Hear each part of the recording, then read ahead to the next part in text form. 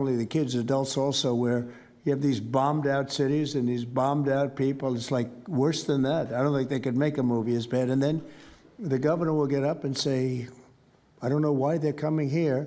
It's such a wonderful place. And the amazing thing is the people want us to be there. The people, when they get the real people that live there, many of them have left, but the real people want us to be. The same thing in Chicago. So they've had 60, 70 murders over a short period of time, murders, people that got shot.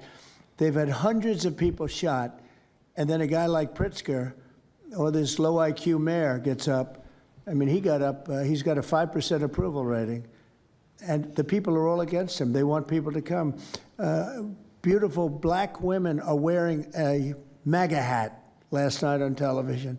Beautiful people. And they said, we don't care who comes, just stop the crime. They don't care, frankly, they don't care if it's National Guard, military, send in anybody you want, stop the crime. And they're afraid to go out. They can't even go out. And then a guy like Pritzker, think of that, 50, 60, 70 people over a short period of time murdered, actually murdered, mostly gun violence, but knives, but gun violence, they're murdered, and hundreds of people shot. They had one weekend where they had like 18 murdered and 71 shot. But they said, you know what their excuse is? Yeah, but it was a long weekend. In other words, it was a long weekend, so that was okay. And then Pritzker gets up and he says, like, I don't know what they're talking about. We don't have crime here. They're crazy. I think actually they're petrified. You know, their families live there, everything else. I actually think they're scared. Pritzker was a failure in his family. They threw him out of the family business. Guy's a loser. But you know what? They actually, I believe they're scared. They're actually frightened for their lives. Jack, please say a few words. Mr. President, thank you so much for having us here today and holding this roundtable. Antifa is real. Antifa has been around in various iterations for almost 100 years in some instances, going back to the Weimar Republic in Germany. And it's now been just under 1 month since we saw a far leftist murder Charlie Kirk, and we saw thousands upon thousands of people, other far leftists and people in positions of authority, people like nurses and pilots and doctors and HR departments celebrating the death and the murder of Charlie Kirk. This sickness that's out there is absolutely real. And Mr. President, thank you for mentioning the fact that one of the bullet casings read, "Hey fascist, catch" on it. One of the other bullet casings right next to that had Bella Ciao written on it. Now, Bella Ciao is a song that is known in Antifa circles as the international anthem of Antifa. And all of us around this room that have studied Antifa, we're very familiar with these symbols. And Mr. President, I think the situation is getting worse. When you look at people like Luigi Maggioni in his 20s, Thomas Matthew Crooks, of course, who took a shot at you, sir, the ICE shooter in Dallas, and now this Tyler Robinson, we're starting to see a pattern of more and more murderous violence. And this same violence is not just random. It is targeted assassinations, which are getting worse. And every single one of us in this room that goes out there, and obviously you as well, sir, and all the staff, we are now under that threat every single day. And working there at Turning Point USA, and I've spent just about the last month out there in Phoenix with Erica, with the family, with the team. And I will tell you this, Mr. President, even though going through something like that, which is an absolute nightmare, and people say, you know, what was it like to speak in front of all those people? It was horrible. Every second of it was horrible. But we're not going to quit. And Turning Point USA is continuing the tour that Charlie was on.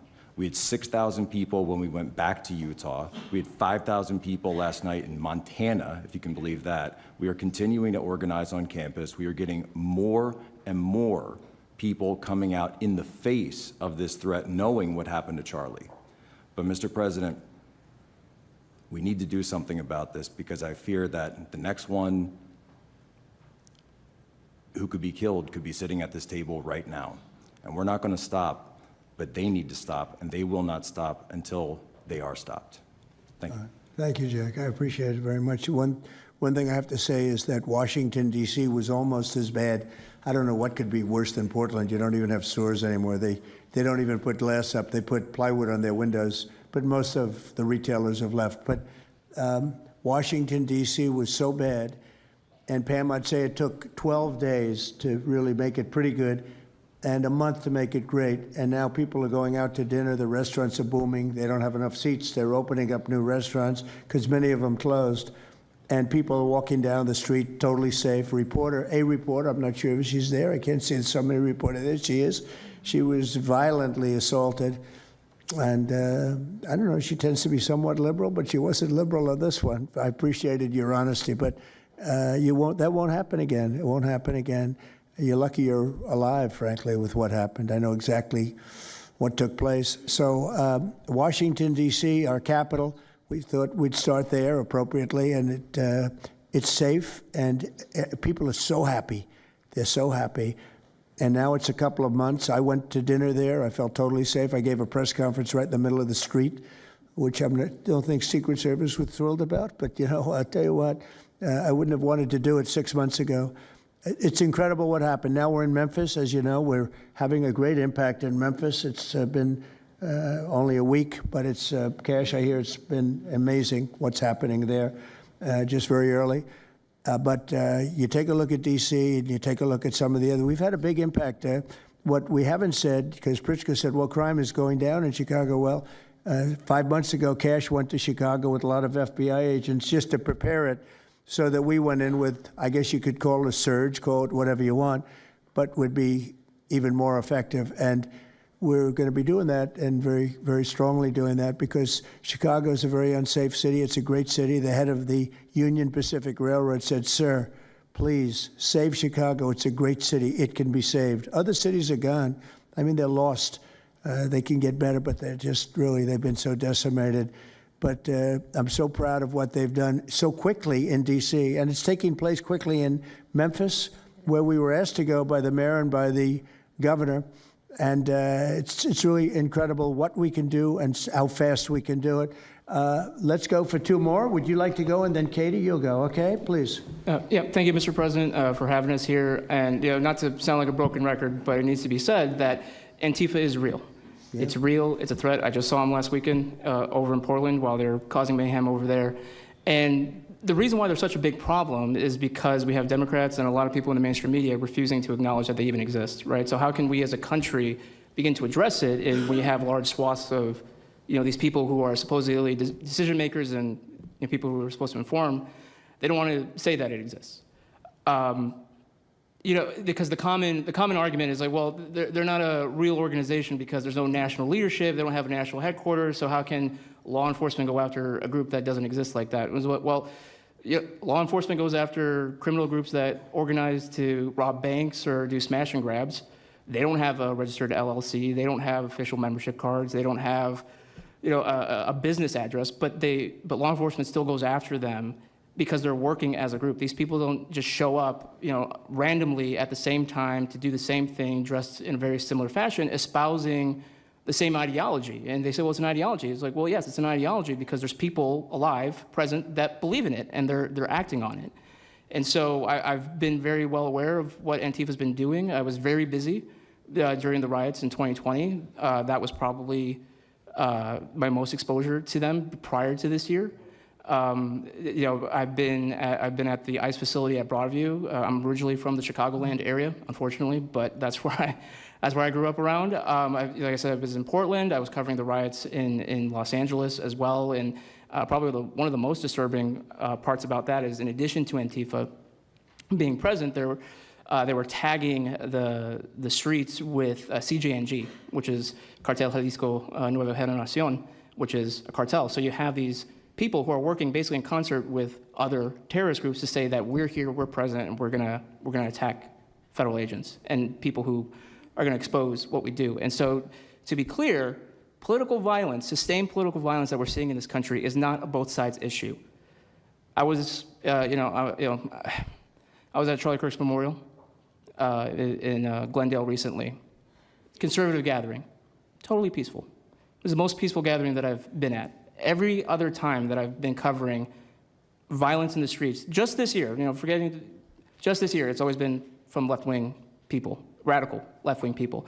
And it's not even just Antifa anymore. The shooting that happened in, the defensive shooting that happened in the Chicago area, that wasn't someone dressed in black bloc. That was just somebody that had taken upon themselves to go out and try to interfere and ram federal vehicles. So people are becoming more and more radicalized, and it was to be expected, unfortunately. And the reason why we're in this position today is because after I was done covering the riots, I was at the border from the San Diego sector all the way down to the Rio Grande Valley sector, covering the border crisis month after month. And we all knew the solution to that. We all knew why it was happening. It's because, well, it's racist to have a border. It's like, well, actually, it's not, but okay. And so it required you to come back into office and to fix the problem, but it's no longer just a border issue. It's a nationwide issue, and that's one of the reasons why you got elected back into office, because thankfully the American people said we're not going to deal with it anymore. But unfortunately, there's a lot of people, as we've seen, who are willing to take to the streets to do violence. And that's a scary thing, because typically when I was in 2020, I was covering Minneapolis, Los Angeles, Portland, Seattle. I was over in Chaz, and that was to be expected. But now, because the issue of immigration, illegal immigration, is so widespread, riots can happen anywhere. Attacks can happen anywhere. So that's why it was weird kind of going back to my home state to cover this violence. I mean, just after the Dallas shooting, they were chanting outside Broadview, shoot ICE, shoot those, efforts, shoot those efforts. So I'll just leave that. Thank you so much again for having this. This is very dangerous. We don't work for companies that have billions of dollars. We're running and gunning often on our own. We became friends. A lot of us are friends because we would see each other all the time, and we became friends because we wanted to have someone watch our back while we're out there. Because like I said, we're just out there. And but we'll continue to do it because it's an important topic. It's an important issue. The American people deserve to know what's happening in these chaotic situations, and we're more than happy to do it. So thank you, sir. Great job. Thank you very much. Katie, please. Hi, Mr. President. It is an honor being here today, and I first wanted to start by thanking you guys for designating Antifa a terrorist group. It's exactly what this group is. It's a long time coming. I'm an investigative journalist from Seattle. I work for the Post Millennial alongside Andy No and Jack Posobiec. I have been infiltrating Antifa cells in Seattle and Portland for the past decade. I know their inner workings, and Antifa uses extreme political violence to crush the civil rights of their political enemies and believes that violence is justified by any means necessary. But today, I want to focus on what is happening in Portland at the ICE facility. I've been covering this for the past 4 months, and this is a call out to corporate media who has completely ignored this story or has falsely reported on it. This is nothing short other than a sustained attack on the United States, which is being supported by Democratic elected officials. The Portland Police Bureau has completely abandoned several blocks outside the ICE facility, giving away their jurisdiction to a terrorist group who has spent the past 4 months harassing, assaulting, and intimidating anyone they perceive to be against their cause. Not only have federal agents been relentlessly assaulted for more than 100 consecutive days, black-clad anarchist militants concealing their identities behind black facial coverings have been assaulting reporters just for trying to cover their crimes. Today, I am sitting here with a black eye and a concussion after being violently hit in the face with a metal pole while reporting outside the ICE facility just this past week.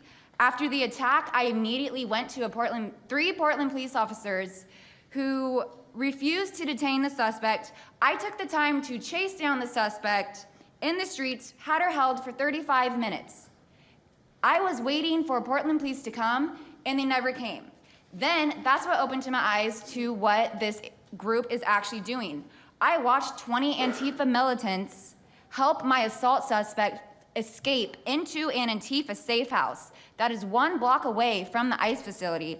And this safe house is where Antifa-affiliated protesters are conducting paramilitary operations. It's where they're arresting, they're showering, they're eating to continue this occupation. I have staked out this safe house and have observed shift changes This group is highly organized. It is being funded through mutual aid groups, and they have no plans of stopping. Residents living across the ICE facility have been held hostage by Antifa. They're begging for federal intervention. The city refuses to help, and they want you, President Trump, to come in and restore law and order. I want to stress the importance of taking this situation seriously, because when I first started reporting on this occupation, I went undercover in Black Bloc. I talked to these Antifa militants. I lasted for about a month.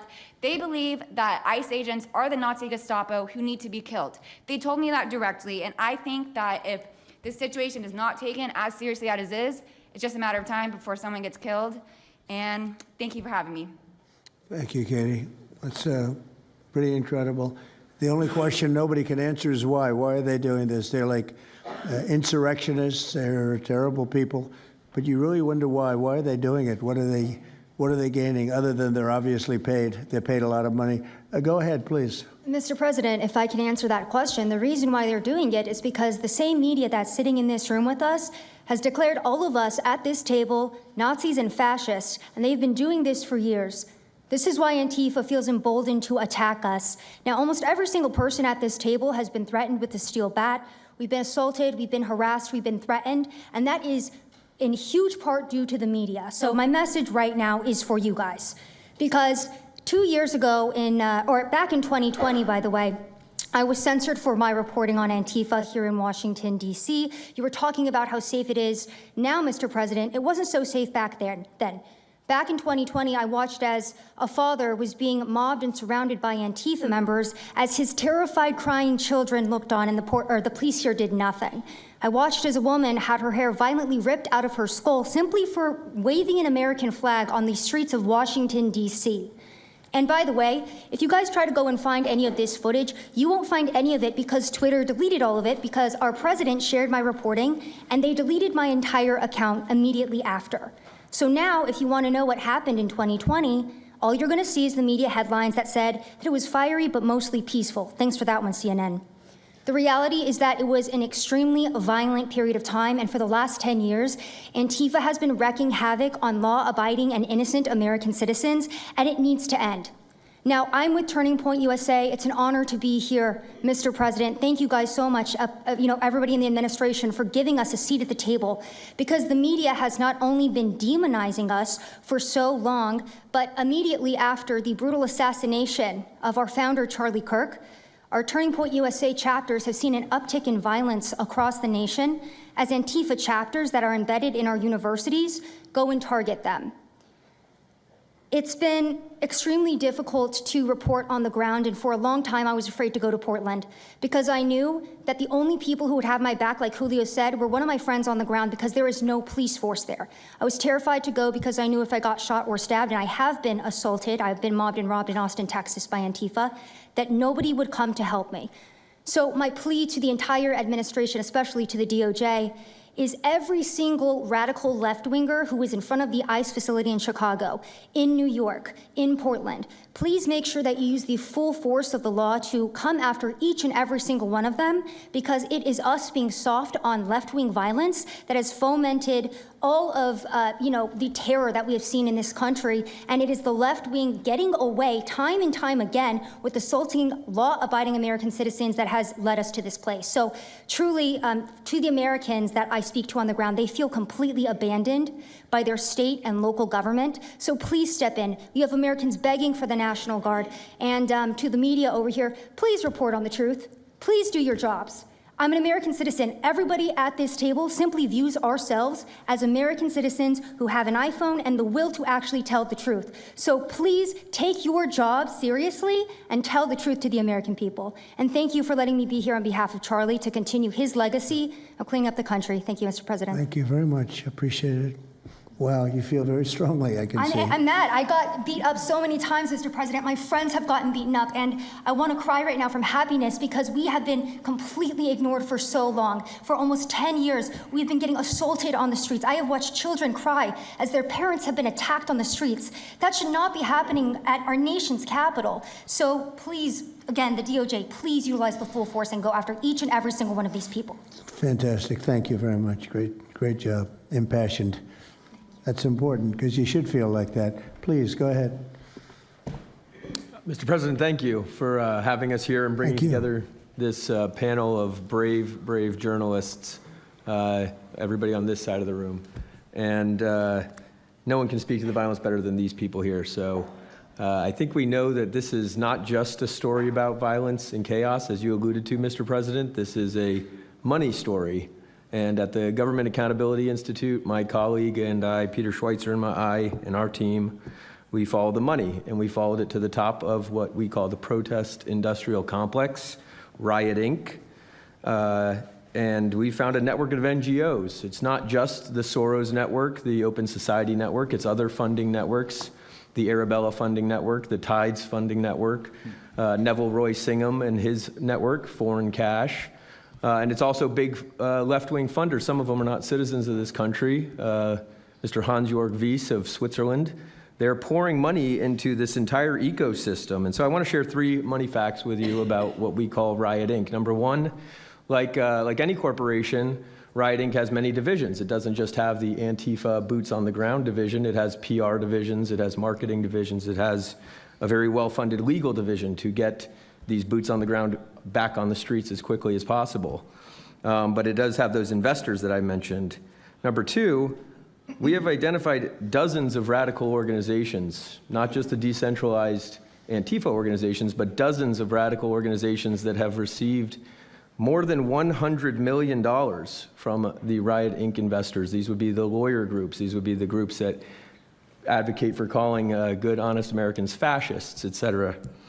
And then 3, I think the most shocking thing is that we have found that more than $100 million in U.S. taxpayer funding has flowed into these funding networks, including at least $4 million to these very groups themselves, not just Antifa types, but there was an event in Atlanta called Stop Cop City. Over 60 rioters were charged with domestic terrorism. These groups received money for that from both the billionaire class as well as taxpayer money. So one other thing, this money helps fund the decentralized crowdfunding platforms. These are ways that Antifa, the John Brown Gun Club of Elm Fork, which had links to that attack on the ICE facility, the Socialist Rifle Association, and just because they don't have LLCs or EIN numbers doesn't mean they can't get paid. Some of these funding platforms, crowdfunding platforms, are funded by this network that we call Riot Inc. So again, I want to thank you for your leadership, for the whole cabinet's leadership on this. We're going to keep following the money and appreciate everything you're doing, sir. Do you know the name of any of the funders? Do you know the names? Because if you do, I'd like you to give them to Cash or Pam. Absolutely. Or Christy. Yeah, we'll do that. As soon as you can. That's all of you. Because you probably know the names after a certain period of time. You tend to find out. But these are people that do not have good intention for the country, and that's treasonous probably. So if you could, very important, if you could do that, that would be great. Nobody would know better than you. You'll figure it out. Thank you. Please, go ahead. Yeah, my name's Nick Shirley. I'm 23 years old. I'm a 100% independent YouTube journalist. And over the past year or so, I've been able to go to 15 countries. I've hung out with people in the gangs of Brazil, in the favelas, in the prisons of Secot. But yet the most dangerous places I have been here in the United States, unfortunately. And I've had the opportunity to show people about the protest Antifa here in the United States, and there's nothing organic about what they are doing here in the United States. I've watched people be bussed in from states. I've watched the same lady at a protest in Atlanta be bused to a protest in DC and then in New York City. There's nothing that is honest about what they are doing. And they have signs. I've seen the same signs here in DC and in London as well. It's a big organization and corporation that they're running. And people may wonder, like, what's the threat to us as Americans if we go? Well, you'll be labeled as a fascist, you'll be labeled as a Nazi, and they'll wish death upon you because they wish death upon me. And just last week in Portland, Oregon, I watched a lady get trapped in her car, surrounded by Antifa, and her sister messaged me after seeing the video. She said, the only reason I think my sister was safe is because you were there recording. I also was chased out by a member of Antifa who said he would smoke me, and next thing he knew, a DHS sniper had lasers on his chest. If he was not there, who knows what would have happened that day. These people are very dangerous, and people wonder how they're able to do it. The reason is because these cities are not enforcing the law. And why should these people be worried if the law is not being enforced? And we are not far right, nor are we far wrong. We're just right. And the truth about what's happening here in America with these groups is very dangerous. And I thank you, Mr. President, and your administration as well for acknowledging that. Thank you very much. It's too bad you have to go through it. I know, it's a Thank you little very crazy, much. right, Mr. President? Well, you're going to get to the bottom of it, so it's a very important thing you're doing. Thank you very much. Please, Cam. Yeah, I've just got something very short.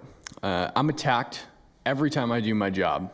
When I leave my house to go to work, I am violently assaulted. I've had guns pulled on me. I've been bear sprayed. I've been beaten down. I've been almost killed. So my question for all of you is, how would you feel if every time you showed up to work, masked militants tried to kill you? Because that's how we feel. That's our lived reality. And you guys go and tell us that we're liars, the riots aren't that bad, right? I've never seen any of you guys on the ground. In fact, I've never seen anybody representing the companies you work for on the ground. You guys come to us for interviews that never get published. Stop saying we're lying. We're not. We risk our lives every day to do the job that you guys are too afraid to do. What network would you say is the worst, if I could ask? Oh, man, that's a real tight spot. Honestly, it's a simple question. And well, there's a lot of people in this pool, and I would say I'm not talking about Fox. I'm not talking about Newsmax or any outlet that resembles them, so I'll let you guys put the pieces together on who I'm exactly talking about. Who would you say? Which network would MSNBC, you say? for sure. Oh, they're terrible. I agree. They're CNN, terrible. probably close, yeah. Yeah, I'd rate it that way, yeah. MSNBC, that's Brian Roberts. Yeah. That he allows that to happen is a disgrace. Absolutely. And CNN is second. Yeah, second. I would say CNN is not quite as bad as MS. MSNBC is not really a news site anymore. Oh, MSNBC is sick. Yeah. They're sick. Well, sir, it's also else? just the stories that they publish about what's the ICE enforcement operations that are so heavily slanted that it's no longer, as I was saying, no longer just Antifa, but Americans that are becoming radicalized. So they've been very irresponsible with how they've been reporting. Who is that? MSNBC, for example, they're Would you rate them the worst? probably. Who would you rate second? Well, they ran a story about an operation in Southern California about how a father of 3 Marines was arrested, and they made it seem like they just did it because he's brown. But there's video of that same man charging at the agents with a weed whacker. Now, I've worked with weed whackers back in the day, and you don't want to be on the receiving end of one of those. So that's why he was arrested, but the story was presented as if it's a brown guy just simply being arrested. And I've been around ICE agents, and I'm a citizen, so I feel fine. But it's just that's why. It's not just Antifa. It's not happening in a vacuum. It's it's working in conjunction. I think they work in conjunction with some of the media. I think ABC is very bad. I think NBC is very bad. And CBS has a new owner, so we have hope for CBS. CBS has a great new owner, my opinion. But I will tell you, ABC is terrible. NBC is terrible. NBC's MSNBC too. They changed it. They moved it over legally so they couldn't be tainted by the words MSNBC, but they are absolutely terrible. There are a lot of them. What about independents? Independent networks. They're a little bit better, but I would say that we're an example of how you don't need to be part of a super large company to be able to do just basic journalism. All you got to do is sit and record, and you'll let the story play out. And that's why they hate us. That's why Antifa targets us. Well, I watched a level of dishonesty that's incredible, where answers are changed. Like just before the election, an answer was changed by Kamala. She gave a horrible, death-defying, election-defying answer. And they took the answer out and they replaced it with another answer that she gave 5 minutes later, having to do with a different subject, but at least it wasn't election-defying. No, the level of dishonesty with the media is incredible, whether it's on Antifa or many of the other groups. You're talking about Antifa, and I know that's close to your heart because that's the one that's most affecting you. But there are others that are as bad or almost as bad as Antifa, having to do with different people, different sections of the world. But it's terrible. We're not going to let it go on in this country. We're not going to let it go on. And a big problem is not all of them, but some of the networks out there. And you do wonder why. You really do. Okay, please. Go ahead, yeah. Mr. President, thank you again. Thank you. My name's Jonathan Cho. I am an investigative reporter for Frontlines Turning Point USA. I'm also a senior fellow at Discovery Institute in Seattle.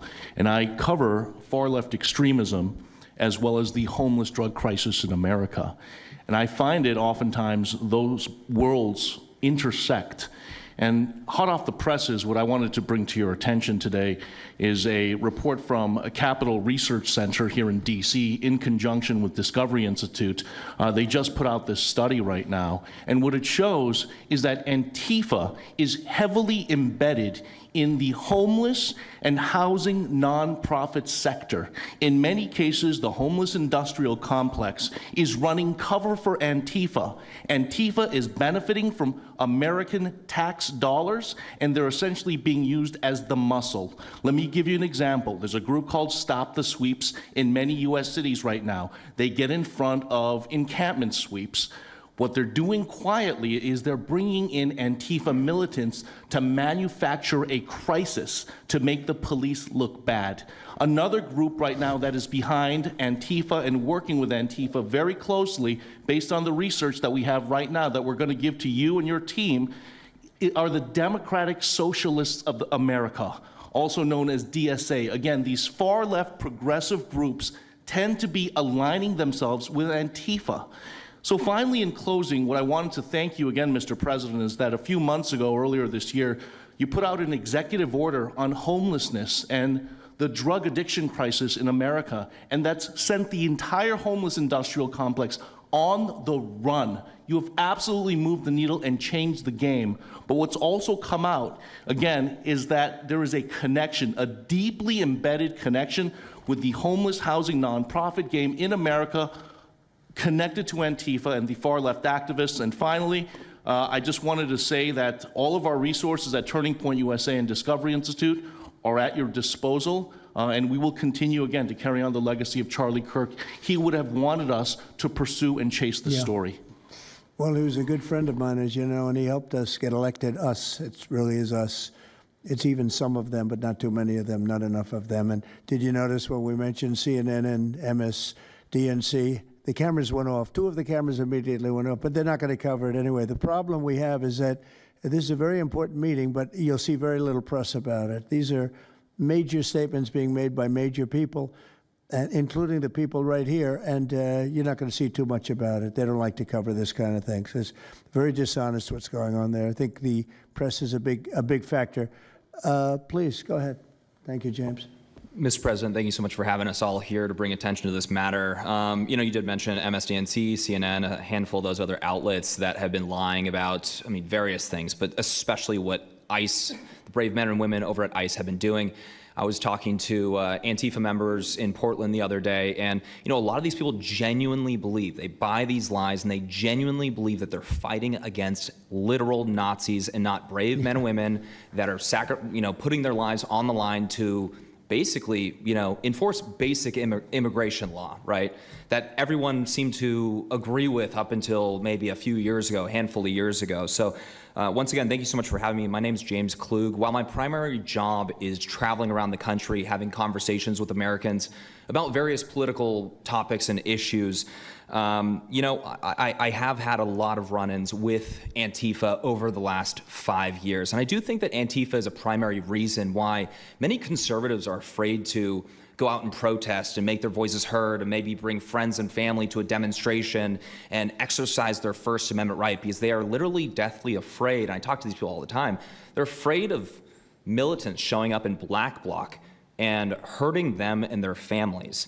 And, I've personally witnessed Antifa assaulting hundreds of police officers. I've witnessed them firebombing police departments and federal property. I've witnessed them making death threats against federal agents, police officers, journalists. I think I've witnessed every single person here, maybe not personally, but I've seen them get, hunted down and attacked. And so, this is a group that is responsible for a good percentage, if not a majority, of the violent riots in 2021 and 2020, when Democrat mayors had a kind of a hands-off approach with these left-wing militants. Just as a quick reminder for everybody, we're talking about dozens of murders that happened in those riots. We're talking about billions of dollars of damage to property and communities all over the country. We're talking about thousands of officer injuries. So this isn't just like some little thing that they're, oh, they punch a journalist here and there. No, they're responsible for a lot of damage and a lot of people that have, unfortunately died and basically suppressing people's voices, And so what I did want to talk about is to get this footage, almost every single person in the room here, to get this footage, you have to go undercover because you are at risk of being beaten or worse. You have to go undercover. You have to film low key to capture them committing crimes. This is stuff that the mainstream media was not doing and has not been doing. They'll show when Antifa is maybe, it's a little bit more peaceful, and they'll show when it's more mellow, but they'll remove the cameras when things get violent and it's actually dangerous to be here. And I have personally witnessed legacy media vans showing up at a riot 300 yards away, getting out of the vehicle, filming for 30 seconds, saying something like, fiery but mostly peaceful, packing up, and to add insult to injury, you have Democrat politicians that are saying, it's just an idea, right? That's all this is, so it's just an idea. After all of this chaos, it's just an idea. Well, that idea has threatened to kill me and many of my friends that are here today. So, Mr. President, thank you so much for bringing this to the forefront, and it's definitely making a big change. Really appreciate you. One question. So why is it there are numerous groups? I mean, Antifa is terrible, but you have other groups that I guess probably are almost as bad or just as bad. Not one other group was mentioned. I'm sort of surprised at that. You just come into contact with Antifa? It seems to be that you mostly come into contact with Antifa. Please. There's a lot of overlap. And I would say that, for instance, Jonathan brought up the Democratic Socialists of America. They're basically the same thing. I mean, there's a lot of Democratic Socialists of America who are out there in black bloc, hiding their faces. And so I think we use, and I do understand, for the record, I do understand the challenge, as Andy pointed out, with Antifa as a graspable entity. I do. But at the end of the day, when you look at behavior, you prosecute behavior, right? We're not prosecuting ideas or ideology, you're prosecuting behavior. So whether you can prove that this amorphous thing is Antifa or someone has a patch that says Antifa, it doesn't matter. Did they assault someone? Did they assault a federal agent? Were they engaged in rioting? What is it? And so they're always using that, oh, well, they don't call themselves Antifa, even though some of them literally do. It's called Rose City Antifa. How long has it been around in Portland, Andy? Since 2007. They call themselves Antifa. In Seattle, I was outside the federal building, and they were yelling, there's no police here, this is Antifa land. And then at the same time, Democrats, like our governor, oh, Antifa is an idea. But yeah, I think Antifa can overlap with a lot of other entities and organizations. Okay, very good. Thank you. President Trump, I just wanted to add this real quick, because you were asking which mainstream media outlet is the worst. What I think, it's any of them that decided to call Kilmar Abrego Garcia Maryland Dad. Because when I'm out there on the street talking to these people, they call Maryland Dad is this human, he's actually a human trafficking MS-13 gang member that's illegally in the country. But the amount of people on the street that I spoke with that thought that he was a U.S. citizen that was being deported to Uganda is dangerous. These people genuinely believe, based on what comes out of the garbage standing over here, that you guys are deporting U.S. citizens. So that's what's causing all these problems. So when you have a governor like Pritzker in Chicago, where you have Illinois, which is in a lot of trouble. Chicago's there, potentially a great city again. It's not great now, but it could be great again. That's why we have to get there soon, because eventually you can't do that. What makes a man like that say that things are wonderful? Why doesn't he say, we love that President Trump is going to come and help us clean up Chicago and make it safe again, as opposed to fighting us and pretending that there weren't 50 murders and 200 shootings and all of that? Why is that? Go ahead, Nick. To spite you. To spite you, to spite the administration. That's simply what it's about at this point. Because, if you go and talk to some of these citizens, like I'll use Portland as an example again, because I've been there for so long now. You talk to the neighbors that live in the apartments next door to the ICE facility.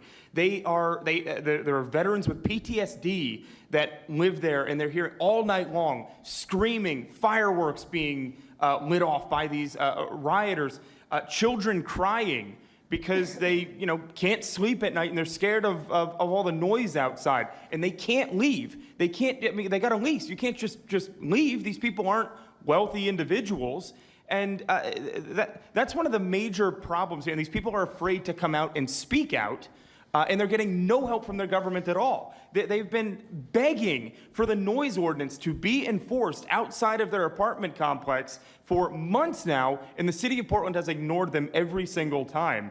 The victims are, as I said, they're afraid, but the governments aren't doing anything because they want to spite the administration. It's all political. And the politicians make you feel like you're foolish, like there's something wrong. Like, how could President Trump be saying that about Chicago? And yet the night before you see that, 11 people were shot, 5 people died, and you have him talking about like it's a wonderful situation. They make you feel guilty. And a lot of people don't get over that. They just don't get over it. I think they convince the people.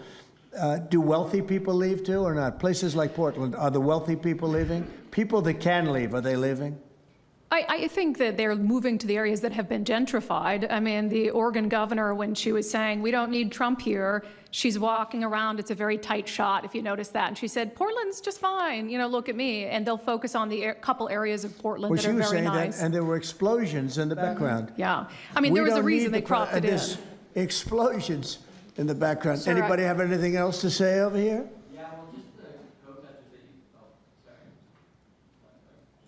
And then should we be taking questions, or is it just a waste of time? Because they can ask questions, but, well, there's Brian, he's good. But you know what? In a way, it's a waste of time, because if you give a great answer, they don't put it on. If you give a horrendous answer, or even if you give a great answer, they make it sound like it's not a great answer. They're very dishonest. Go ahead, Nick. Yeah, and I think part of that dishonesty comes from what they see. For instance, I've never been asked to go on any other show besides Fox News. My clips go viral everywhere, but they've never even asked, like CNN's never asked, MSNBC's never asked, and a lot of times when I go to hotels, I'll stay and I'll watch like MSNBC. Fortunately, their ratings are terrible. They are terrible. MSNBC is dying, and CNN is dying like a dog. And poor CNN, it's so pathetic. It is very pathetic. You ever see their anchors in the evening? Nobody ever heard of them. Where do these people come? I could take anybody off the street in Washington, D.C. that do a better job. Yeah, and it's not hard to show what's going on these days. You literally have an iPhone and you can post it on X. They don't believe in the star system, It's just one of those things, right? Okay, Nick, you finished, Nick? Yeah, Are you very finished, much. Nick? Good job. Thank you very much. Well, you've been through hell, I tell you that, but you're really incredible patriots, incredible people. Go ahead, please, Brian. Brian, go ahead. I'm so thankful for each and every one of you here right now, and I'm very grateful that my network, Real American Voice, has partnered up with many of you. Jack is so big, you have a show on a network. Many of you, Savannah, have appeared on a network as well, so thank you for being here. My question is this: in terms of following the money, I would just notify that the city of Austin is cleared to vote tomorrow to basically waive a $120,000 fee so that a No Kings, basically an anti-Trump rally, can occur in their city. They're bypassing the fees, rolling it to the taxpayers. So my question is to you: what can the people of Austin, Texas do right now to make sure that their tax dollars don't fund a No Kings anti-Trump rally coming up? Well, you just tell me. I would love to do something about that. Bring a lawsuit, do something. The best thing you can do is have honest elections, because the elections are totally rigged in so many of these places.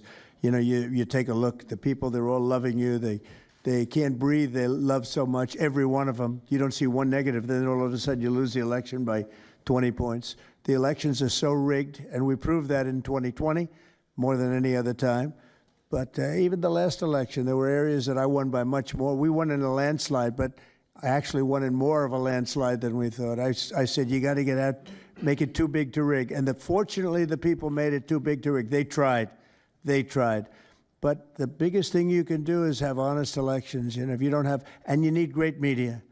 You need borders. Wait. You need borders. You need honest media. You need honest elections, and you have a great country, and you need all three of them. Yeah, go ahead. Blue Tent had ties to all these radical groups that you talked about inside here. So thank you for removing. I would like you to make a big deal, though, if they're waiving a fee, but I guarantee they wouldn't waive it if it was it's not Trump. If it were a conservative rally, they wouldn't be waiving it. So maybe you can look into that, Pam. Todd? Mr. President, That sounds like one for Todd, Pam. Go ahead, Todd. Good luck.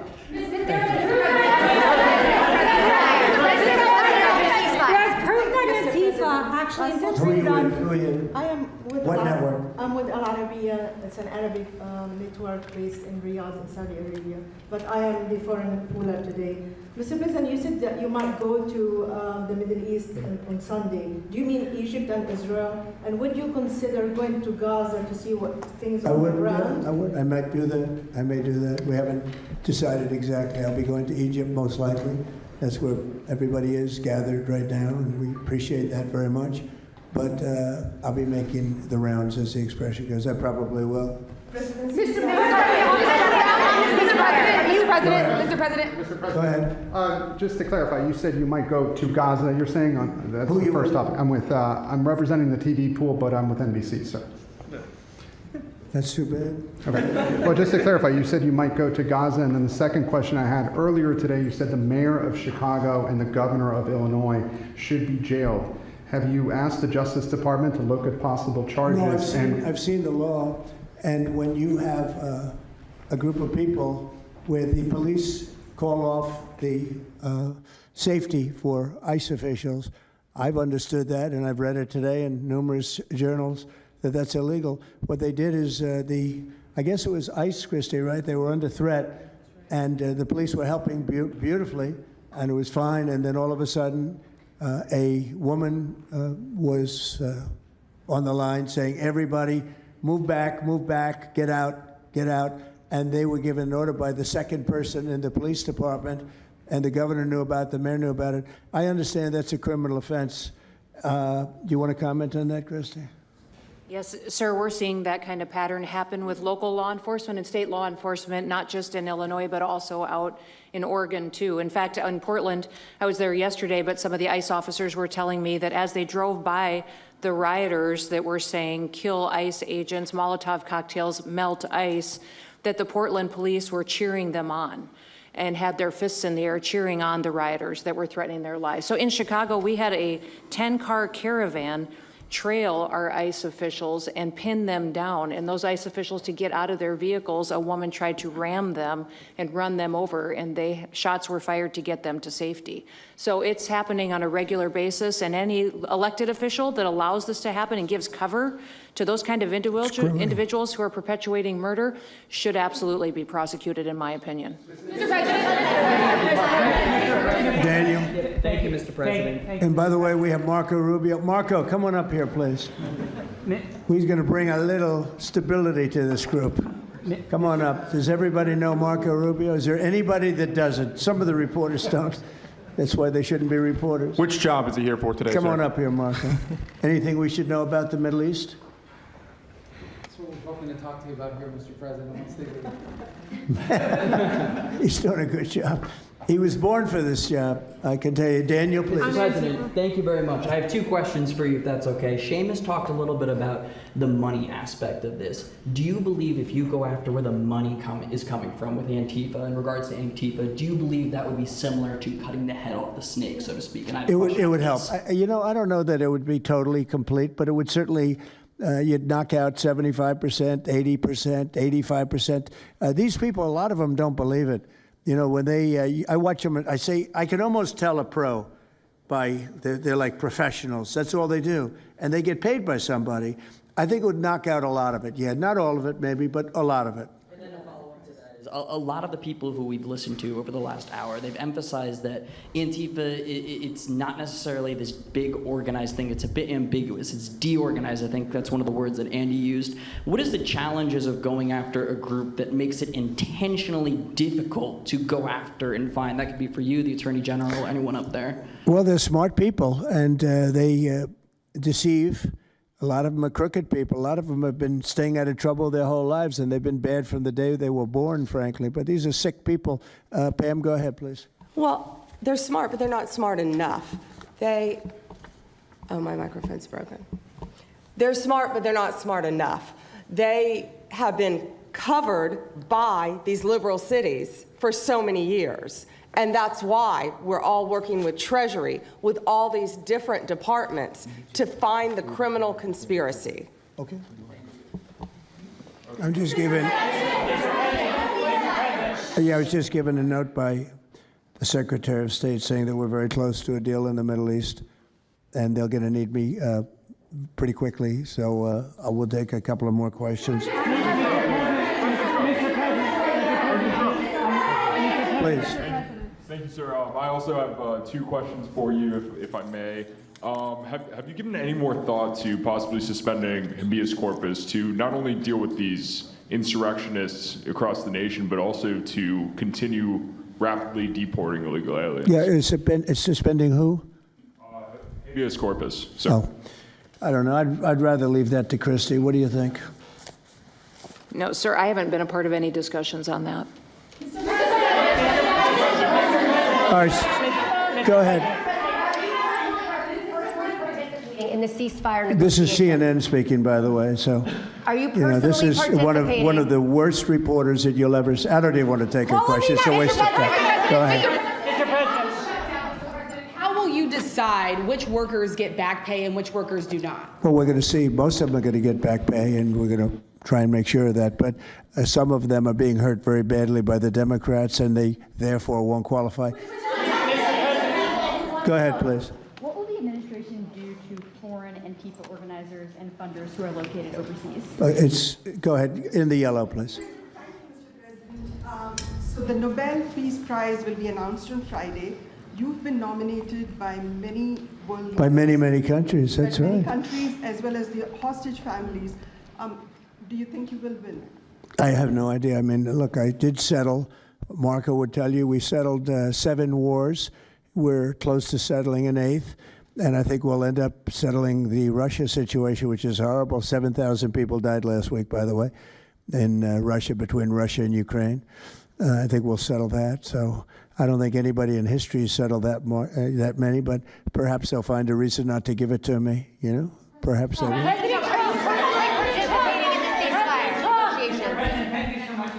Thank you. Going to the shutdown quickly, what is your position on the extension of health care subsidies, which is what Democrats are asking for? All I want to do is very simple. I want to get the country open, and then we're going to discuss that. And we'd like to, Obamacare is a horrible mess, and it has been from the beginning. We want to make it better, stronger, even if it costs more money, we want to make it better. The Democrats want to make it worse. The Democrats want to approve health care for illegals coming into our country, many of them coming in from prisons and mental institutions and drug dealers. They want to give them health care. We don't want that for our people because that's going to destroy the health care that we already have.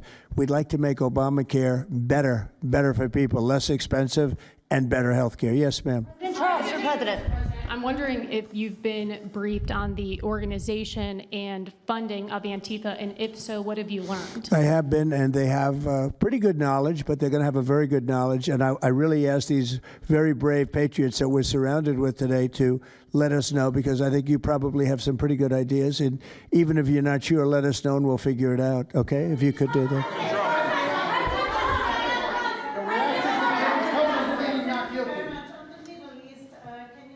You're from Italy? No, I'm from France. Can you specify how close we are to the deal? Would that be announced today or tomorrow? And do you want to see the hostages released before you travel to the region? No, I think I'll probably go. Negotiation. Go ahead. Who are you with? Who are you with? The Center Square. I had the honor of asking you originally if you would designate Antifa a terror organization. And I stand here before you today, and I'm echoing what Andy said over here.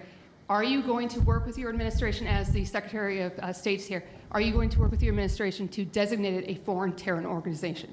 You mean a terror? Antifa? A foreign terror organization. Well, has that been done?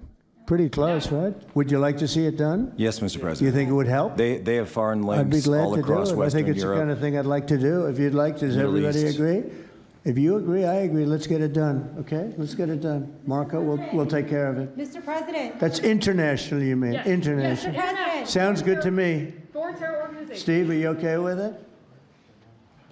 Yes, it's true. There are extensive foreign ties, and I think that would be a very valid step to take. Good, I think so too. Yes. Good, I think it's a good point. Thank you. President Trump, are you planning on Totally formally participating in this. On the shutdown, we are now about 1 week away from military service members missing their paychecks. We'll always take care of our military. Would you encourage Congress to pass a standalone bill to pay our service members? Yeah, that probably will happen. We don't have to worry about it yet. That's a long time. You know what 1 week is for me? An eternity. 1 week for me is a long time. We'll take care of it. Our military is always going to be taken care of. Yeah, please. Blue dress, blue. President, Rebecca with Blaze News. I'm curious to know, so you're talking about the money funding these Antifa organizations, and somebody brought up Roy Singham, I think it was you, who, by the way, is married to one of the co-founders of Code Pink, this infamous left-wing organization. I'm curious to know the administration. Who is that? Who is that? Roy Singham. He's married to. No, did you say they're here? No, he's not. A journalist brought him up, but. Oh, I see. Okay. Yeah. Okay. Jameis, thank you. Good bring up. Excellent. Go ahead. He's somebody who's been reported on extensively, and I'd love to know what the administration is going to do to actually bring consequences to some of these names you mentioned. Well, I don't know the name, but I would like to ask Pam to take a look at it. You know, a lot of the best information we find are through you and other people like you. So I'd like you to look at it, Pam.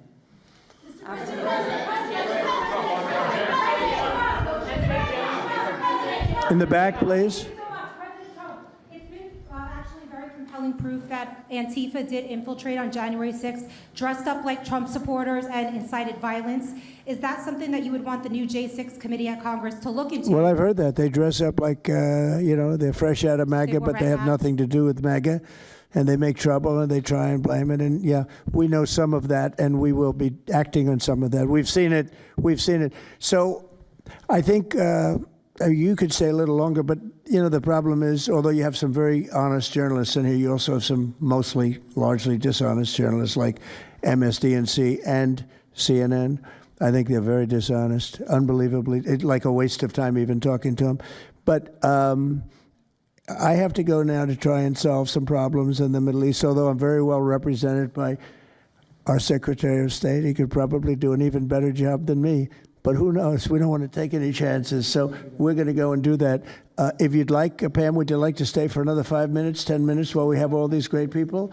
And I'll let Pam and Christy take over and get some good points out.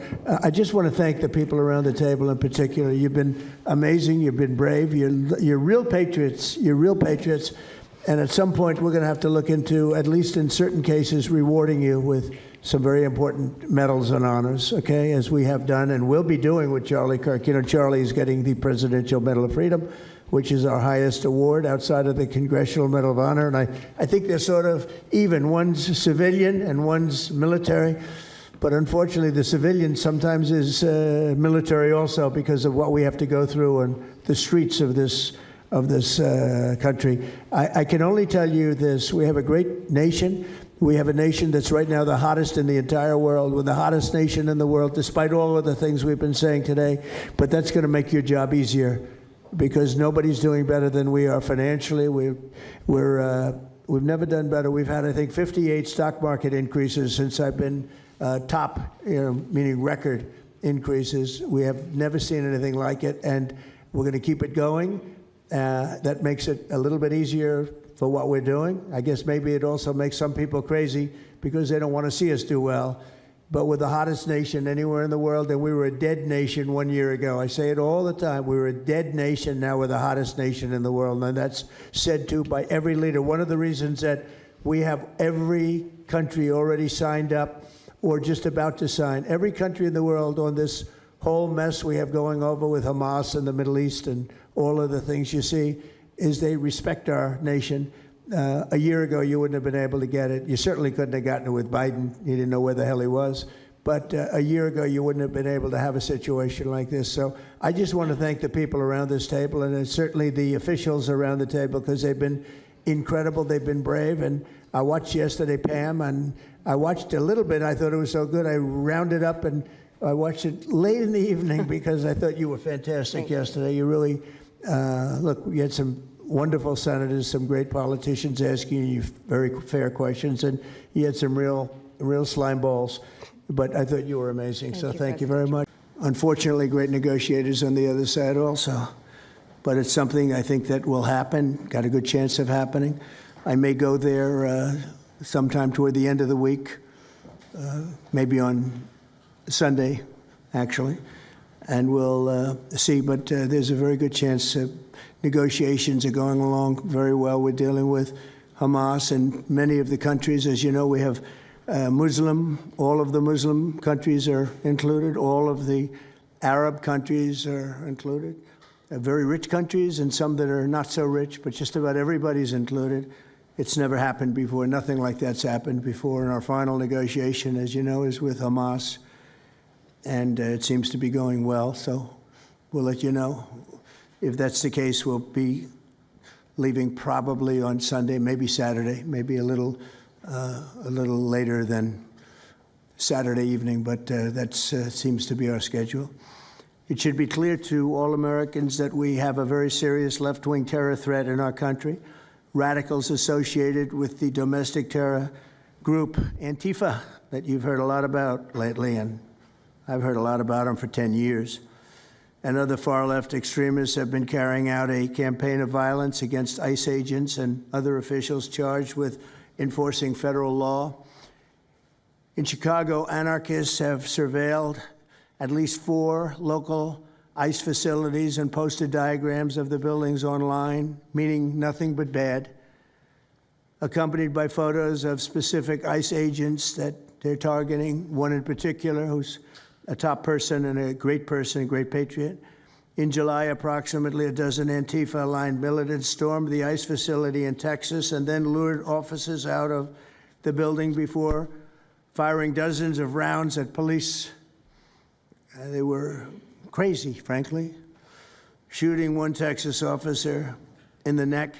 And in Portland, Oregon, Antifa thugs have repeatedly attacked our officers and laid siege to federal property in an attempt to violently stop the execution of federal law. Everything we're doing is very lawful. What they're doing is not lawful. And what the governor and the mayor of, as an example, you could say of Portland, and you can say certainly of Chicago, it's not lawful what they're doing. They have to be very careful. In addition, 2 weeks ago, a radical left terrorist in Dallas conducted a sniper attack on a local ICE facility, killing 2 people and leaving behind a note that read, "Hopefully this will give ICE agents some real terror." That's bad. This attack came the very same month that Charlie Kirk was assassinated by a far-left extremist who inscribed the words, "Hey, fascist, catch," meaning catch the bullet, onto the bullet shelf itself. The epidemic of left-wing violence and Antifa-inspired terror has been escalating for nearly a decade. At universities, Antifa has organized riotous mobs to attack campus speakers. I see it all the time. And these are agitators, anarchists, and they're paid. And you'll find that out. You'll be finding it out very soon. You should see what we have on these people. These are bad people. These are people that want to destroy our country. We're not going to let it happen. They've used armed gangs to assault local police in cities nationwide, and they've attacked journalists reporting on their crimes. So the journalists that report on their crimes, don't worry, you're very safe. I hope that's not going to turn you around, but they have been very threatening to people, but we're going to be very threatening to them, far more threatening to them than they ever were with us, and that includes the people that fund them. Probably some of the people I know, some of the people I dine with, but if they do, they're in deep trouble. So we're going to be looking very strongly at the people that are funding these operations. When you see the signs, and they're all made out of beautiful beautiful paper, beautiful, nice, stiff, very expensive paper with beautiful wood handles, all the same color. They come from very expensive printing machines. These are not people that write out their signs in a basement that believe in something. These are paid anarchists. At least 3 of these courageous journalists have personally been victims of Antifa attacks. Andy Ngo has been repeatedly beaten by Antifa thugs for his work in Andy is a very serious person, too, I have to tell you. I've been watching him for a long time. Is Andy here? That's what I thought. Hello, Andy. I thought that was you. You're looking better than you do out on those streets, huh? You look much better. It's nice to have you. You feel a little safer here, I think, maybe. Well, not that safe, because you have them. You have to worry about that. But thank you very much. Andy Ngo has been repeatedly beaten by Antifa, and including one assault that left him with a brain hemorrhage. Only days ago, Nick Sortor was assaulted in Portland by a flag-burning mob, and we've made it 1-year penalty for inciting riots. We took the freedom of speech away because that's been through the courts, and the court said you have freedom of speech. But what has happened is when they burn a flag, it agitates and irritates crowds. They've never seen anything like it on both sides, and you end up with riots. So we're going on that basis. We're looking at it not from the freedom of speech, which I always felt strongly about, but never passed the courts. This is what they do, is they incite. When you burn an American flag, you incite tremendous violence. We have many examples of it, many examples of it, and it's actually down on tape, and you see things happen that just don't happen unless it's the flag that's burning. Very recently, Katie Davis Court was hit in the face with a flagpole in Portland by an Antifa radical, leaving her with a very blackened eye. So, Katie, thank you very much. And I'd like to also say that I watched Nick. Where's Nick? Is Nick here? Right here. Nick? Hi, Nick. That was a rough time you went through. I hope you got my little note. I wrote you a note. Yeah, I really appreciate that. It helped a lot because it was a difficult situation. It was very stressful, and your note helped a lot. I truly appreciate it. I thought it was terrible, actually. I thought it was terrible. So we'll talk about it a little bit. Under the last administration, the Department of Justice targeted faithful Catholics, Christians, and patriotic parents as domestic extremists. They said, oh, they're extreme because they believe in God. They're extreme because they go to Catholic church, or evangelicals, where everybody was under the gun. Unless you were a really bad, sick person, then they left you alone. Under the Trump administration, we're going after Antifa criminals, and all who fund and support their campaigns are in serious trouble. And we have a lot of records already, a lot of surprises, a lot of bad surprises. It's people that you would never think. I want to thank Attorney General Pam Bondi, who, by the way, yesterday was incredible in Congress. It was amazing, and she just did it from the heart and the brain, because she's very smart, in all fairness. But she did it from the heart, and she did it an incredible. Everybody was talking about it. She exposed some of these fake senators, these terrible senators, people like Blumenthal that had a phony war record. For 20 years, he talked about it, what a hero he was, and it turned out he never went to Vietnam. For 20 years, he talked about being a hero in Vietnam. Then it was exposed when he said what platoon he was with, and it was exposed that somebody was watching from that particular platoon. They said he was never with us. And then he went out and he cried, and he was ready to drop out of the election. And disgraceful. And then he looks at people like Pam and he starts criticizing her, and she's a patriot. And they ought to do something with that. You know, we have a young congressman that's right now in jail for lying about where he went to college and other things. It was, you know, frankly not good. It was pretty bad. But it was nothing compared to Blumenthal. I mean, what Blumenthal did, he was for 20 years a hero, a great war hero. And then he sits back and, you know, sanctimonious kind of a guy, looks down, how dare you do this to the American public, you know? What a fake. But I thought Pam was incredible yesterday, as well as Secretary Kristi Noem, who's really out there courageously, and I appreciate it, Kristi, amazing what you're doing. FBI Director Kash Patel, who's really coming up with some great information, Kash. It's great. Keep it coming, because there's plenty of it. Deputy Attorney General, one of the best lawyers you'll ever find, Todd Blanche, who I know personally is a good lawyer because I'm here. Thank you very much, Todd. Good job, Todd. Let me ask Attorney General Bondi to say a few words, and then we'll follow it up with Secretary Noem and Director Patel. And we're going to have some of the people around the table, very courageous people, and they're going to be talking, journalists, almost all, and they're going to be talking, and we'll take some questions from the press at the end. Okay, Pam, please. Thank you, President Trump. And as you made clear, Antifa is a domestic left-wing terrorist organization.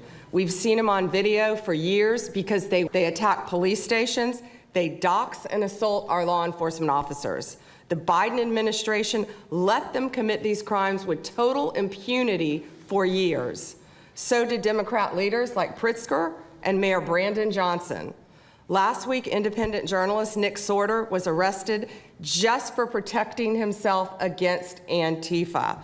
I saw it online and I called Nick. I couldn't believe what happened.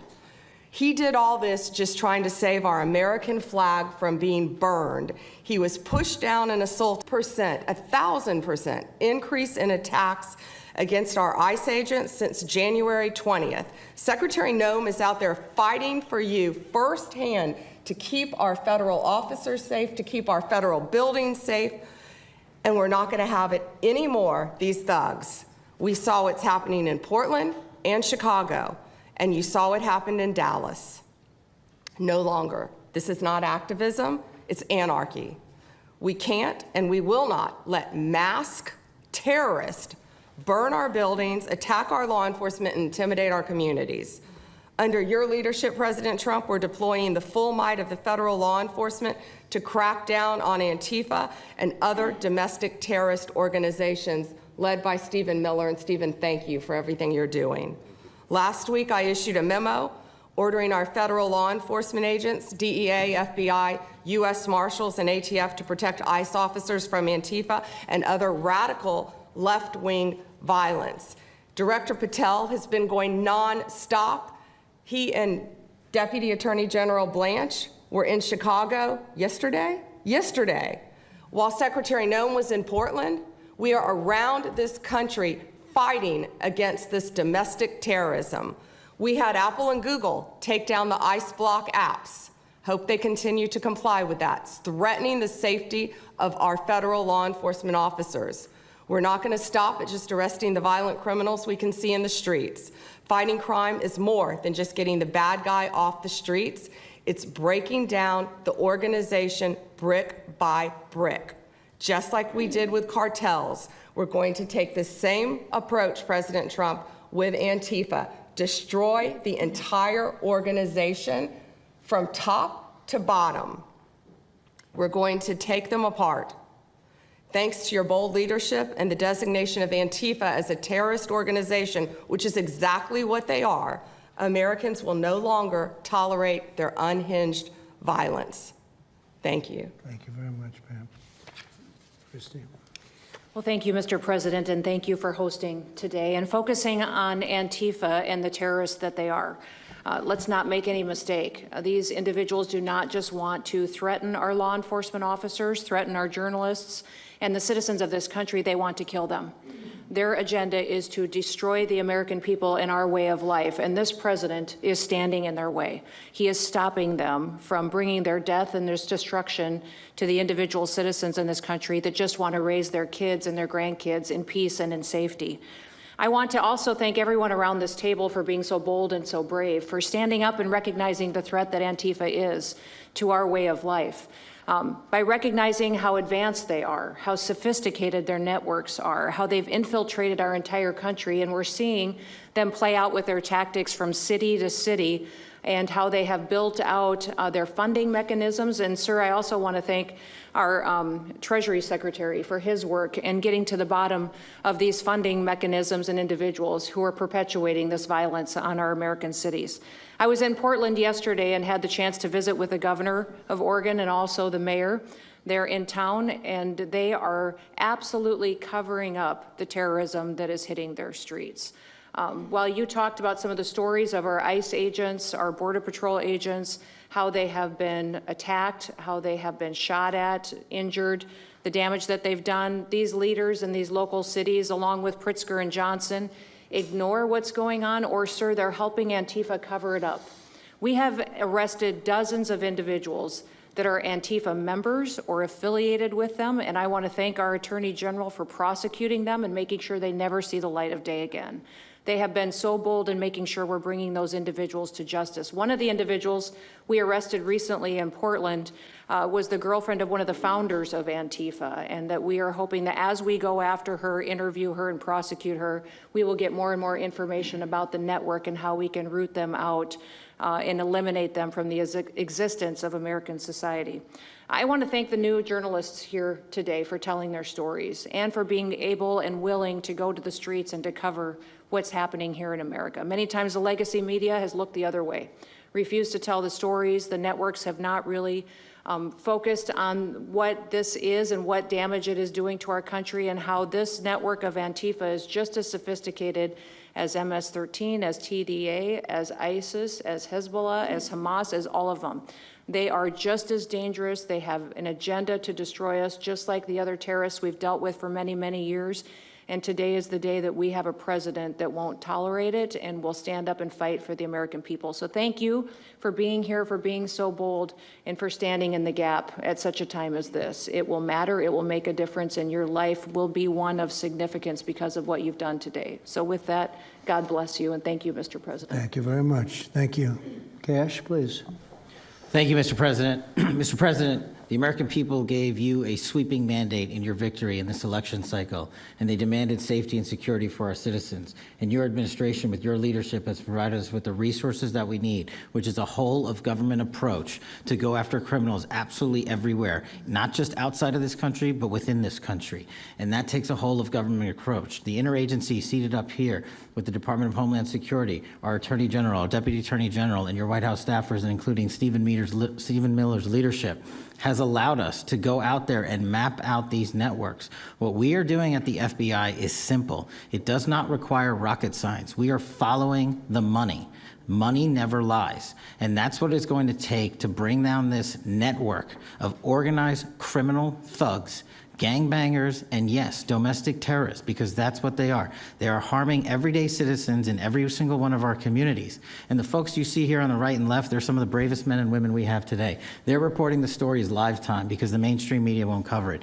They're putting their lives on the line. They're standing up for the flag. The least we can do is stand up for them. So you have my thanks. I read more of your stories than I do theirs because you guys are putting out the truth. And we deserve a country where you are protected as equally as they are. We, in this FBI, will go after with the criminals with a vengeance. We will not rest until we find every single seed, money, donor, organization, and funding mechanism that we have. And I want to echo the Secretary's comments on Scott Bessent, who's allowing us to map out these networks through their financial criminal activities, which has been going on for decades. And I would like to remind the American public, they built this disease temple of corruption over decades. And in 8 short months, Mr. President, you have crippled their foundation because of your leadership here, because of the interagency, because of people like Deputy Attorney General Blanche, and because of Attorney General Pam Bondi's fearless leadership to go after criminals wherever they are. They will not be able to hide. They were able to hide and conspire with prior administrations, and we are exposing their corruption from within. And we will go to every single city in this country under Operation Summer Heat and the other. You can say it in front of a fine group of people, also journalists and reporters. You want to start? Sure. Go ahead. Absolutely. President Trump, members of the cabinet, really appreciate you guys bringing this together. And the fact that we are here today on such short notice shows how serious you guys are taking this issue of trans terrorists and frankly, the cities and police departments that are cooperating with Antifa, such as Portland. I mean, the Portland politicians are literally willing to sacrifice their own citizens just to appease these Antifa terrorists. It's sickening. I've seen it firsthand, obviously. When I went to jail that night, never expected it to happen. I thought that they were maybe removing me for my own safety. It never crossed my mind that I was the one that was being arrested for a crime after I was just thrown into a hole.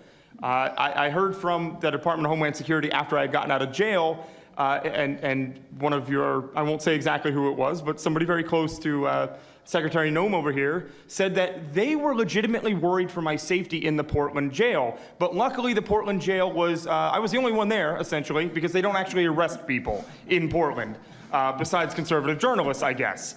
So look, I'm glad that it was not a good night for me. Let's just say that. It was not fun sitting in that jail, but I'm glad to see what has come of it. And I've been able to talk to a bunch of FBI agents, ATF agents, DHS agents that I didn't even know existed until I went there and went to that ICE facility. And the morale is at an all-time high. It is so exciting to see these guys know now that they have the backing of the Secretary, the DOJ, as well as the President of the United States, and they are there to do their job. They are going to fulfill this mission and deport these violent criminals. I believe one of the ones that I did a ride-along with Secretary Noem yesterday, President Trump, and there was a pedophile that had come into the country 5 times over the past 7 years. 7 years, and apparently under the Biden regime that was just allowed to happen. That was fine, no problem. It's concerning to me that you're seeing the Portland Police Department, as well as the governor of Oregon, and the mayor, of course, coming out and running defense for pedophiles that have entered the country illegally 5 times. It's crazy. I'm glad it's taking a front row seat in the media. And, you know, they're being forced to talk about it in reality because, you know, we're the ones that were on the ground. We're the ones that are actually reporting what's going on. And you know, much of the legacy media has been either ignoring it or covering for Antifa for years now. So thank you guys so much for taking this seriously. And President Trump, you mentioned that flag. So remember, you put out a truth right after that's right. I saw that. Took this flag from that man that was burning it in the street. I saw it. Do you know who he is? Oh yeah, I know exactly who it is. So why don't you give it to Pam? Give it to the Attorney General, and let's start prosecutions. Yeah. I actually have a second flag that he tried to burn as well. So I have 2 of them from the same guy. Well, you also saw what happened when that flag started burning. Everyone went crazy. That's right. And that's when it started, when they started burning the flag. So thank you. If you could give the information, it would be great. Absolutely. And at least that horrible night made you famous. Right? You got I got a text from the President of the United States, so I appreciate that. And President Trump, after that happened to Nick, I called Harmeet Dillon and we opened a pattern and practice investigation into the Portland police very publicly as to how they let this happen. Thank you, sir.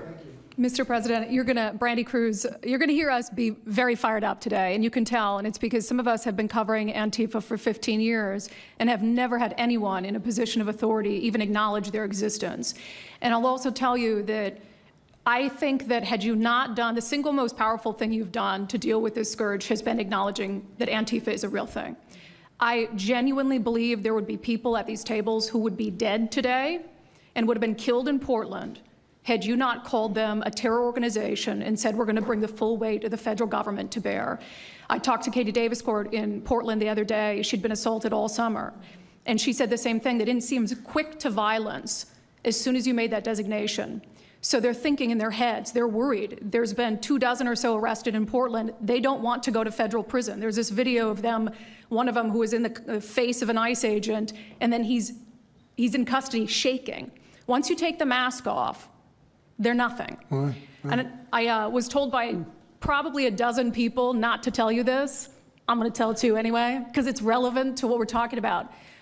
I'm living proof that you can recover from TDS. I had strong Trump derangement syndrome for probably 8 years. This is one of the reasons I recovered from it. And by the way, it's much better to not have TDS. I'm happier, I'm healthier, more successful. I even think I got a little more attractive after I got rid of my Trump derangement syndrome. Yes. You know, I'm a reporter in Seattle, and frankly, I could not care any less what any of you have to say about this meeting. Could not care any less. We're not here for you. I'm not here to convince any of you that Antifa is a real thing, because if you have not come to that conclusion by now, you are never going to come to that conclusion because you don't want to see it. And you're going to go and you're going to say it's a bunch of right-wing conservative influencers who are here spinning a tale. I was one of you. I was a mainstream reporter in Seattle for 10 years. I was a TV reporter on the streets doing my job, and I was still assaulted by Antifa. So it's not about being conservative, it's about people who go there and show what they're doing. And when I saw, after all those years, that the media wouldn't be honest about what was happening, that Democratic politicians wouldn't be honest about what was happening, I thought, well, gosh, if they're not being honest about that, maybe they're not being honest about President Trump either. And it opened my mind to just looking at things for what they were. And now I find you quite funny, actually. Now it's like I said, I'm much happier about it. But you know, for me, again, I could not care any less the stories that they go to print. This is what I care about. We have 3.5 years. Nothing is guaranteed, although I think if Democrats keep it up, we'll probably have Republican presidents for the next 3 decades. But nothing is guaranteed, and so what I want to see over the next 3.5 years is a full court press to dismantle Antifa once and for all in a meaningful way. I know, Andy, we talked before this about some ideas. That's really what we want to, I don't care what the media says, I don't care what Democrats say, they will never wake up to this fact. So we want the federal government to take as many of these cases as possible, look at the interstate travel between Portland and Seattle when it comes to these people who are committing violent acts, and hopefully in 3.5 years, they will be a shell of their former selves. Very close to done, and it's Antifa and many others, Yes. unfortunately. There are many others, bad ones. Most have been named terrorist organizations. There are a couple that we're going to, but I think we've got it pretty well covered. But there are many others, but very specifically today it's Antifa, and it's really bad, and we're going to get it cleaned up. Andy, do you have something? Thank you very much. I'm glad you no longer have TDS. I feel very good about that. Thank you. Thank you, Mr. President and members of the cabinet. I have a lot of gratitude, and a little bit about my background. I'm born in Portland, Oregon, from there, and growing up, it's always been left-wing, very progressive, and I liked it. It had cafes and artists and those who lived a bohemian lifestyle. And in 2016, I was a graduate student at Portland State studying political science. I was an editor at the student paper there, a very progressive paper, and I was assigned to cover the election night demonstrations. Well, the elections night protests turned to riots, 3 days of violent rioting in Portland, and it was the first time that I saw groups dressed in black with their faces covered. This was 4 years before COVID. Some of them were waving the black flag of anarchism, some the red flag of Marxism. And within seconds, they would ravage one street to another, to another, to another. And the next day, I would read the legacy media, which I still read at that time and looked forward to, and I looked up to those journalists. And I was really shocked to see that the narrative was that these, in my view, anti-democratic political violence was legitimate acts of protest because people were concerned about racism or all these other lies. And so for the next 4 years, I just continued going out with my video camera. I thought, look, people can ignore what I write because of spin, but videos can quite speak for themselves. And in 2019, it led to me nearly losing my life. I was covering another Antifa protest turned riot. At that point, had been routine in Portland, and then I was ambushed in a mob beating. And I had never been in a fight. I didn't even realize that I was being assaulted until seconds in. And the punches came from everywhere on my head and my face, and I was bleeding out of my eyes and ears, and then they threw all the drinks in my eyes to humiliate me further and to laugh at me. And I was rushed to the hospital in an ambulance and CT scan, and I had subarachnoid hemorrhage, which is bleeding in the brain, and nearly died.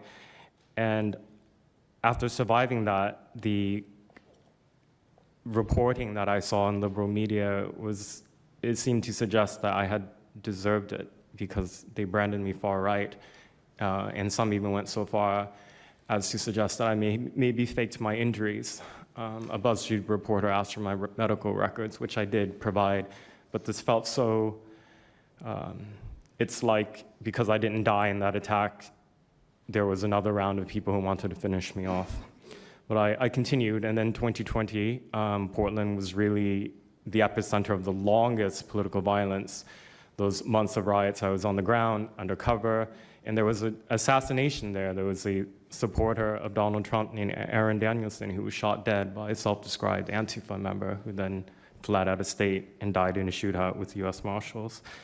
In 2021, I returned undercover, naively thinking that enough time had passed, and was chased through the streets of downtown and beaten, nearly choked out. The person who was trying to choke me out held me so tightly that I had the blood, the vessels in my eyes burst. So one of the symptoms were my eyes were completely red after that, and I was hospitalized. So thank you so much for acknowledging Antifa and for directing your administration to treat them as domestic terrorists. It's going to be really challenging because how they organize is that they are decentralized, autonomous, and they operate on deception. And we're still to this day told that they don't exist, that it's a figment of our imagination. I think the DOJ could look at federal conspiracy charges. The state of California and San Diego County last year broke up an Antifa cell in San Diego. And I think maybe perhaps the State Department should designate Antifa, its international arm, as a foreign terrorist organization, FTO. So thank you so much for this invitation, Mr. President. Thank you very much, Andy. Great. That's a rough time you had, huh? So the chokeout was almost the end, you felt? Yeah, that was my only near-death experience in my life, and I'm quite shaken when I think about it now. It really feels unbelievable to me that on the streets of America that this type of violence against citizens could become so routine and accepted and cheered on by people. Although, you know, in the immediate aftermath of Mr. Kirk's assassination, we saw again that type of depravity play out on quite large swaths of the left. So there's a deep sickness that's in this country right now, and it pains me a lot to acknowledge it. Yeah, the amazing thing is you look at Portland, and you see fires all over the place. You see fights and, I mean, just violence. It's just so crazy. And then you talk to the governor, and she acts like everything is totally normal. There's nothing wrong. It's almost like, are you waking up from a dream or something? You see it on your network. You see it all over the place. And it's so bad. It's so crazy. It's like the movies you see for the kids, I guess not only the kids, adults also, where you have these bombed out cities and these bombed out people. It's like worse than that. I don't think they could make a movie as bad. And then the governor will get up and say, I don't know why they're coming here. It's such a wonderful place. And the amazing thing is the people want us to be there. The people, when they get the real people that live there, many of them have left, but the real people want us to be there. The same thing in Chicago. So they've had 60, 70 murders over a short period of time, murders, people that got shot. They've had hundreds of people shot, and then a guy like Pritzker, or this low IQ mayor, gets up. I mean, he got up, he's got a 5% approval rating. And the people are all against him. They want people to come. Beautiful black women are wearing a MAGA hat last night on television. Beautiful people. And they said, we don't care who comes, just stop the crime. They don't care, frankly, they don't care if it's National Guard, military. Send in anybody you want, stop the crime. And they're afraid to go out. They can't even go out. And then a guy like Pritzker, think of that.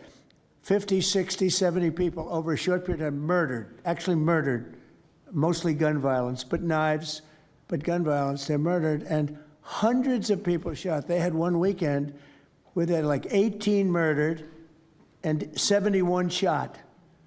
But they said, you know what their excuse is? Yeah, but it was a long weekend. In other words, it was a long weekend, so that was okay.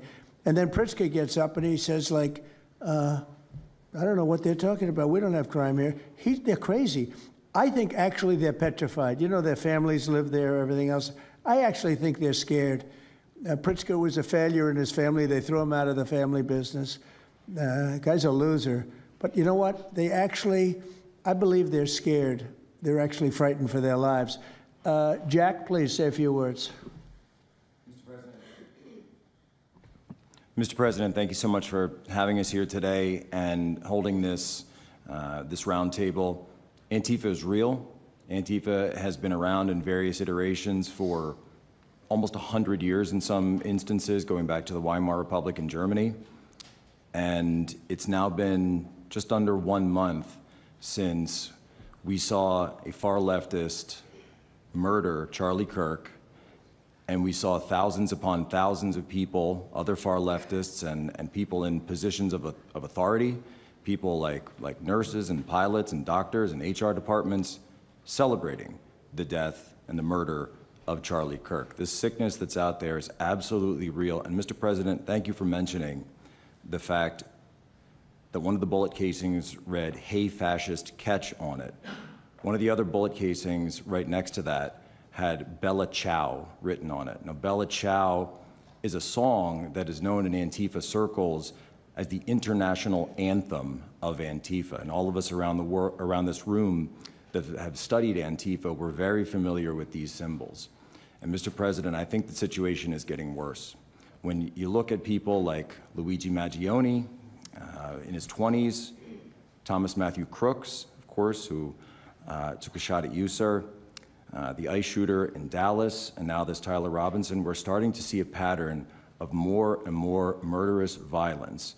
And this same violence is not just random. It is targeted assassinations, which are getting worse. And every single one of us in this room that goes out there, and obviously you as well, sir, and all the staff, we are now under that threat every single day. And working there at Turning Point USA, and I've spent just about the last month out there in Phoenix with Erica, with the family, with the team. And I will tell you this, Mr. President, even though going through something like that, which is an absolute nightmare, and people say, you know, what was it like to speak in front of all those people? It was horrible. Every second of it was horrible. But we're not going to quit. And Turning Point USA is continuing the tour that Charlie was on. We had 6,000 people when we went back to Utah. We had 5,000 people last night in Montana, if you can believe that. We are continuing to organize on campus. We are getting more and more people coming out in the face of this threat, knowing what happened to Charlie. But Mr. President, we need to do something about this, because I fear that the next one who could be killed could be sitting at this table right now. And we're not going to stop, but they need to stop, and they will not stop until they are stopped. Thank you. Thank you, Jack. I appreciate it very much. One thing I have to say is that Washington, D.C. was almost as bad. I don't know what could be worse than Portland. You don't even have stores anymore. They don't even put glass up. They put plywood on their windows, but most of the retailers have left. But Washington, D.C. was so bad. And Pam, I'd say it took 12 days to really make it pretty good, and a month to make it great. And now people are going out to dinner. The restaurants are booming. They don't have enough seats. They're opening up new restaurants because many of them closed. And people are walking down the street totally safe. A reporter, I'm not sure if she's there. I can't see somebody reported there. She is. She was violently assaulted. And I don't know, she tends to be somewhat liberal, but she wasn't liberal on this one. I appreciated your honesty, but that won't happen again. It won't happen again. You're lucky you're alive, frankly, with what happened. I know exactly what took place. So Washington, D.C., our capital, we thought we'd start there appropriately, and it's safe, and people are so happy. They're so happy. And now it's a couple of months. I went to dinner there. I felt totally safe. I gave a press conference right in the middle of the street, which I don't think Secret Service was thrilled about. But, you know, I'll tell you what, I wouldn't have wanted to do it 6 months ago. It's incredible what happened. Now we're in Memphis. As you know, we're having a great impact in Memphis. It's been only a week, but it's, Cash, I hear it's been amazing what's happening there, just very early. But you take a look at D.C. and you take a look at some of the other. We've had a big impact. What we haven't said, because Pritzker said, well, crime is going down in Chicago. Well, 5 months ago, Cash went to Chicago with a lot of FBI agents just to prepare it, so that we went in with, I guess you could call it a surge, call it whatever you want, but would be even more effective. And we're going to be doing that, and very, very strongly doing that, because Chicago is a very unsafe city. It's a great city. The head of the Union Pacific Railroad said, sir, please save Chicago. It's a great city. It can be saved. Other cities are gone. I mean, they're lost. They can get better, but they're just really, they've been so decimated. But I'm so proud of what they've done so quickly in D.C., and it's taking place quickly in Memphis, where we were asked to go by the mayor and by the governor. And it's really incredible what we can do and how fast we can do it. Let's go for two more. Would you like to go? And then Katie, you'll go. Okay, please. Yeah, thank you, Mr. President, for having us here. And not to sound like a broken record, but it needs to be said that Antifa is real. Yeah. It's real. It's a threat. I just saw them last weekend over in Portland while they're causing mayhem over there. And the reason why they're such a big problem is because we have Democrats and a lot of people in the mainstream media refusing to acknowledge that they even exist, right? So how can we as a country begin to address it when we have large swaths of these people who are supposedly decision makers and people who are supposed to inform, they don't want to say that it exists. Because the common argument is like, well, they're not a real organization because there's no national leadership, they don't have a national headquarters, so how can law enforcement go after a group that doesn't exist like that? Well, law enforcement goes after criminal groups that organize to rob banks or do smash and grabs. They don't have a registered LLC, they don't have official membership cards, they don't have a business address, but law enforcement still goes after them because they're working as a group. These people don't just show up, randomly at the same time to do the same thing, dressed in a very similar fashion, espousing the same ideology. And they say, well, it's an ideology. It's like, well, yes, it's an ideology because there's people alive, present, that believe in it, and they're acting on it. And so I've been very well aware of what Antifa's been doing. I was very busy during the riots in 2020. That was probably my most exposure to them prior to this year. I've been at the ICE facility at Broadview. I'm originally from the Chicagoland area, unfortunately, but that's where I grew up around. Like I said, I was in Portland. I was covering the riots in Los Angeles as well. And probably one of the most disturbing parts about that is, in addition to Antifa being present, they were tagging the streets with CJNG, which is Cartel Jalisco Nueva Generación, which is a cartel. So you have these people who are working basically in concert with other terrorist groups to say that we're here, we're present, and we're gonna attack federal agents and people who are gonna expose what we do. And so, to be clear, political violence, sustained political violence that we're seeing in this country is not a both sides issue. I was, I was at Charlie Kirk's memorial in Glendale recently. Conservative gathering, totally peaceful. It was the most peaceful gathering that I've been at. Every other time that I've been covering violence in the streets, just this year, just this year, it's always been from left-wing people, radical left-wing people. And it's not even just Antifa anymore. The shooting that happened the defensive shooting that happened in the Chicago area, that wasn't someone dressed in black bloc. That was just somebody that had taken upon themselves to go out and try to interfere and ram federal vehicles. So people are becoming more and more radicalized, and it was to be expected, unfortunately. And the reason why we're in this position today is because after I was done covering the riots, I was at the border from the San Diego sector all the way down to the Rio Grande Valley sector, covering the border crisis month after month. And we all knew the solution to that. We all knew why it was happening. It's because, well, it's racist to have a border. It's like, well, actually, it's not, but okay. And so it required you to come back into office and to fix the problem, but it's no longer just a border issue. It's a nationwide issue, and that's one of the reasons why you got elected back into office, because thankfully the American people said we're not going to deal with it anymore. But unfortunately, there's a lot of people, as we've seen, who are willing to take to the streets to do violence. And that's a scary thing, because typically when I was in 2020, I was covering Minneapolis, Los Angeles, Portland, Seattle. I was over in Chaz, and that was to be expected. But now, because the issue of immigration, illegal immigration, is so widespread, riots can happen anywhere. Attacks can happen anywhere. So that's why it was weird kind of going back to my home state to cover this violence. I mean, just after the Dallas shooting, they were chanting outside Broadview, shoot ICE, shoot those, efforts, shoot those efforts.